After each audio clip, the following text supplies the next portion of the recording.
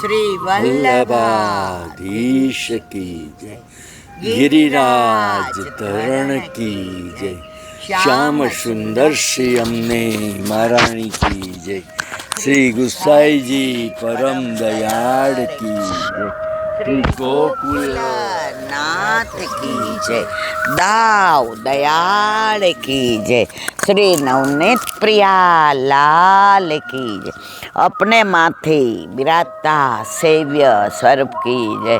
बधाई वैष्णव ने जाजा करीन जय श्री कृष्ण।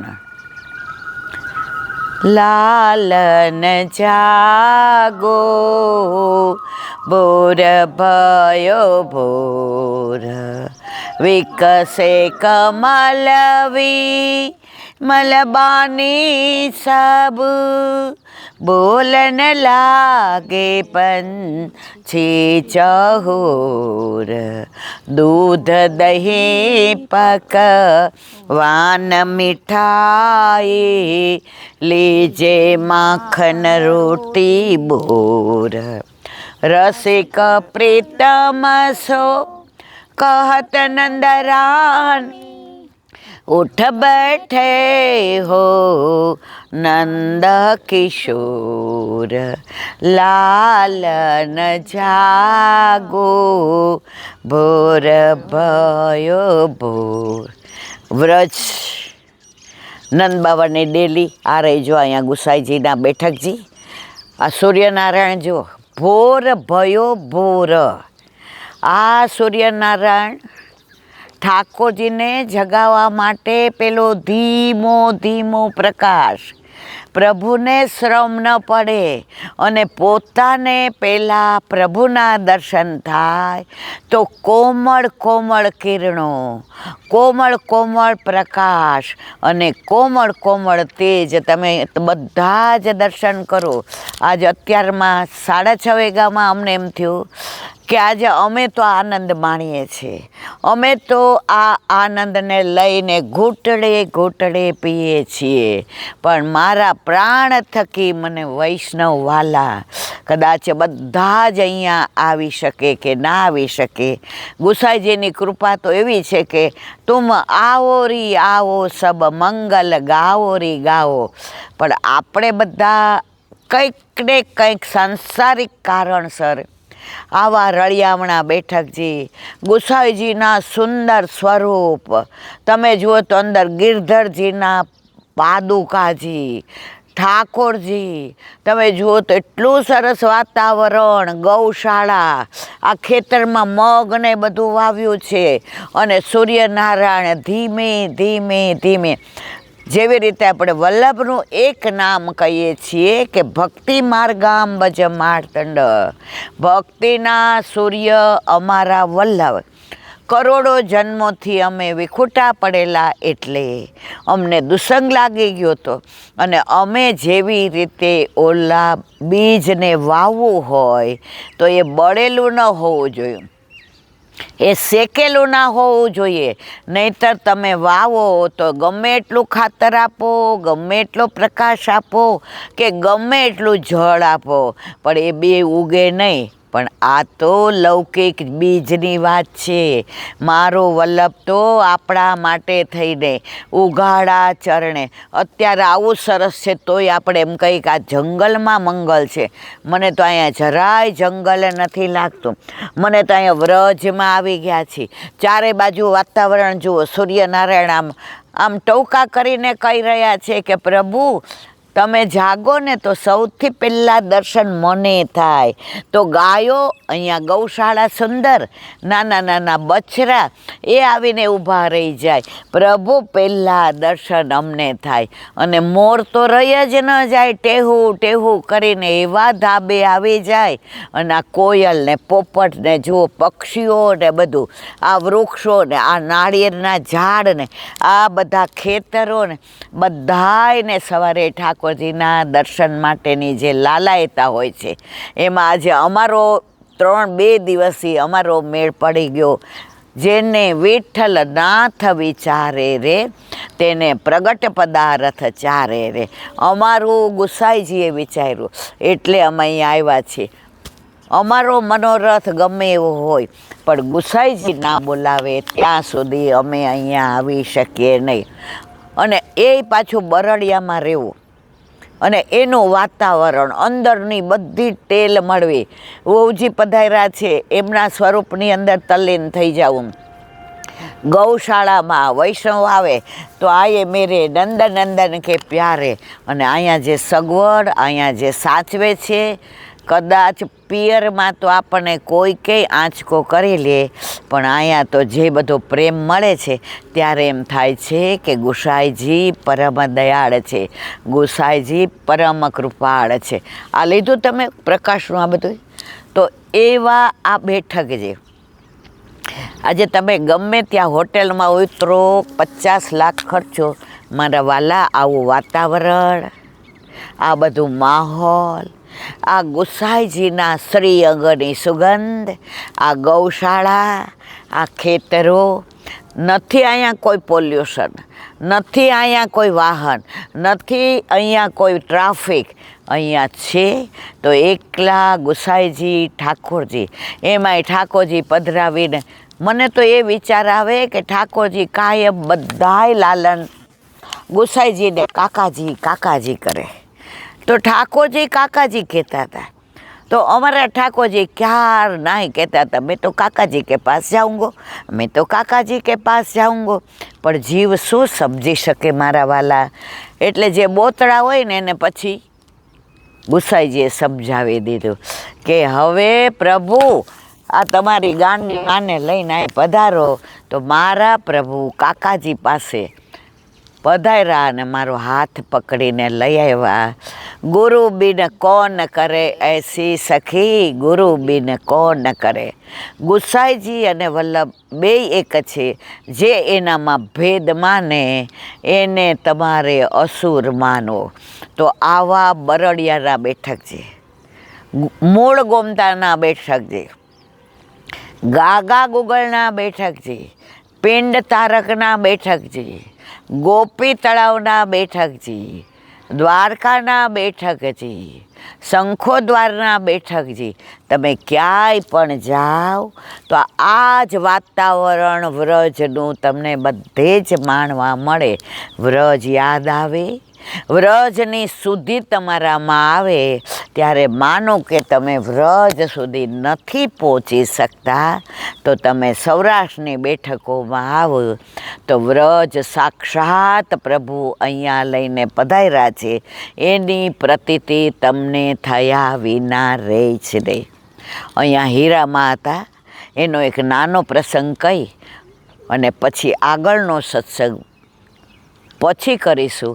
કારણ કે હવે ઠાકોરજી ગુસાઈજીને જાગવાનો સમય ધીમે ધીમે થઈ રહ્યો છે. જનની જગાવત જાગો કનાય. એમાંય આવે છે કે સૂર્યનારાયણ ધીમે ધીમે આવી રહ્યા છે.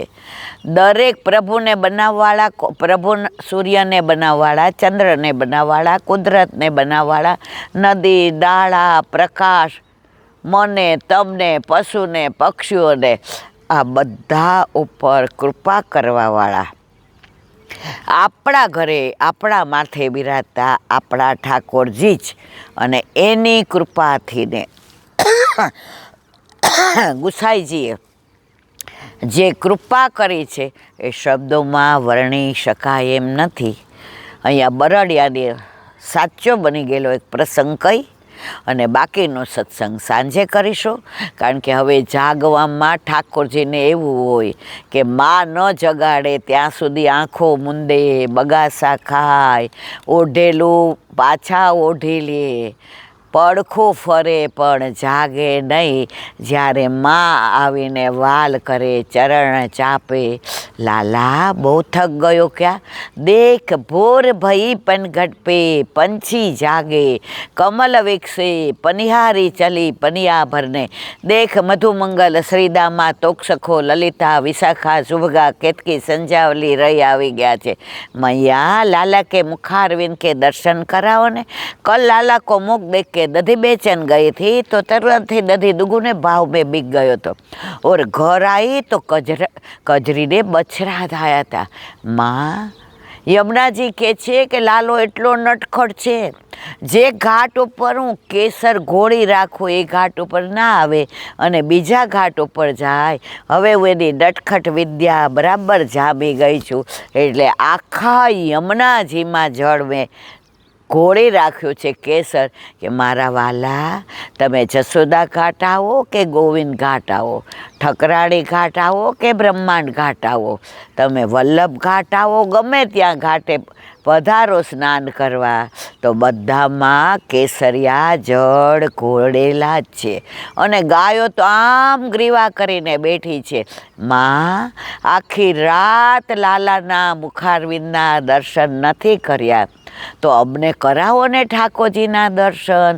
અને બછરા કહે છે માં રાતના પ્રભુના મુખારવિંદના દર્શન કરીને આંચળ મોઢામાં મૂક્યું હતું, ત્યાર પછી અમે એ આંચળ મુખમાં મૂક્યું નથી, કારણ પહેલાં પ્રભુ માટે આપ ગાય દોવો અને પછી એ પ્રસાદી દૂધ અમે મુખમાં નાખીએ. એમ બધી પ્રકૃતિ, પક્ષીઓ, મોર, વ્રજવાસીઓ, ગોપીઓ, સખાઓ, ગૈયાઓ, બછરાઓ, સૂર્યનારાયણ બધા પ્રભુના જાગવાની રાહ જોઈ રહ્યા છે. હવે સાચો પ્રસંગ સાંજે કહીશ, કારણ કે અત્યારે બહુ મોડું થઈ જાય. તો મારે તમને જે વાત કરવી છે તે આ છે કે એકવાર લગભગ 40 વર્ષ પહેલાં અમે અહીંયા આવ્યા હતા તો અહીંયા બધું જ જળ હતું, આ કશું જ નહીં. હીરામાએ ખાટલા નાખ્યા હતા અને અમે રાતના અહીંયા સત્સંગ કરતા હતા. અને નાનો એવો જાપો હતો, બંધ કરીને જેવા સુવા ગયા લગભગ 3:30, 4 કે 3 વાગ્યા હશે. અને જેવી ઊંઘ આવવા ગઈ ત્યાં બહાર ગાયો 5-6 એવી ભાંભરે એટલે હું બી ગઈ. એટલે અંદર જઈને માને કીધું, માં કે શું થાય છે બટા તને? માં તો અપરસ કરવા વયા ગયા હતા અને અમે તો સૂઈ ગયા હતા. શું થાય છે બેટા, કેમ દોડતી આવી? અત્યારમાં અપરસ નથી કરવી, તું તાર થોડી વાર સૂઈ જા મારા દીકરા. માં વિના કોણ આવો પ્રેમ કરે? મેં કીધું માં બહાર ગાયો બહુ ભાંભરે છે. એ કે બેટા આપણી ગાયો તો બધી આપણે અંદર બાંધી છે, બચરાય અંદર છે, તને છે ને એવો વેમ આવ્યો. મેં કીધું ના બાવો મને. માં બહાર આવ્યા, એ કે હા દીકરા તારી વાત તો સાચી.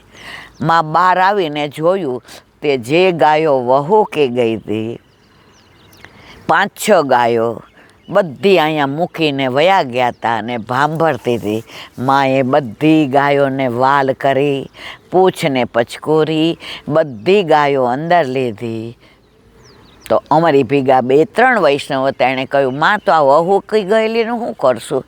માં કે ગુસાઈજીને ઘરે થોડી વહુકી ગયેલી આવે, આ ગાય તો જુઓ હમણાં બહુ ઘણા ભરાઈ જશે. અને માએ સ્નાન કરીને દૂધ દોવા આવ્યા. મને કે જા બીટિયા બધાય બહુ ઘણા લઈ આવ. તો મને એમ થયું કે પહેલાં આઈની ગાયને દોશે. માએ જે વહુ કે ગયેલી ગાયો અહીંયા મૂકી ગયા હતા એને દોવાની શરૂઆત કરી. બહુ ઘડ્યું, 5 મિનિટમાં ગૈયા હોતું એવું ભરાઈ ગયું. મને કાંઈ મારી પાસે ઊભી રહે, જે ભરાતા જાય ને અંદર મૂકતી જા. ને એ મારા હાથે મેં અંદર મૂક્યા ત્યારે મને ખબર પડી કે ગુસાઈજીનો પ્રગટ પ્રતાપ ગઈકાલે હતો, આજે છે અને આવતીકાલે હશે જ. તો એવા ગુસાઈજીના ઘરે, ગુરુના ઘરે નહીં પણ સાક્ષાત ચંદ્રાવલીજી સ્વરૂપ, સાક્ષાત પૂર્ણ પુરુષોત્તમ સ્વરૂપ ગુસાઈજીના ઘરે આજે અમને તેડવામાં આવ્યા. એક મિનિટ. તો અમને તો ઓલા પિયરમાં વર્ષો પછી જઈએ અને જે લાડ કરાવવામાં આવે, આજે અમે ઉંમર ભૂલી ગયા છીએ, આજે અમે સ્વભાવ ભૂલી ગયા છીએ. અને ગુસાઈજીની પાસે જે અમે લાડ લડી, બધાય ગાય લાડ લડાવો રે લાલાને લાડ લડાવો, લાડ લડાવો લાલાને લાડ. પણ અમે તો એવું કહીએ છીએ કે ગુસાઈજી અમને લાડ લડાવે છે. લૌકિક લાડ તો સમય પૂરતા જ હોય, પણ ગુસાઈજી આજે અમને આટલી ઉંમરે પણ પોતાનો કરી જાણે, અને મને તો આ આરતી યાદ આવી જાય. પરમ કૃપાળુ શ્રી વલ્લભ નંદન, કરત કૃપા નિજ હસ્તેમાં. જે જન શરણ આયે અનુસરહી, ગ્રહી સોપત શ્રી ગોવર્ધન નાથ. પરમ ઉદાર ચતુર ચિંતામણી, રાખત ભવતા રાવહો જાત. ભજુ કૃષ્ણદાસ કાજ સબ સરહી, જો જાણે શ્રી વિઠ્ઠલનાથ. પરમ ઉદાર ચતુર ચિંતામણી, રાખત ભવધારાવયો. ભજુ કૃષ્ણદાસ કાજ સબ સરહી, જો જાણે શ્રી વિઠ્ઠલનાથ.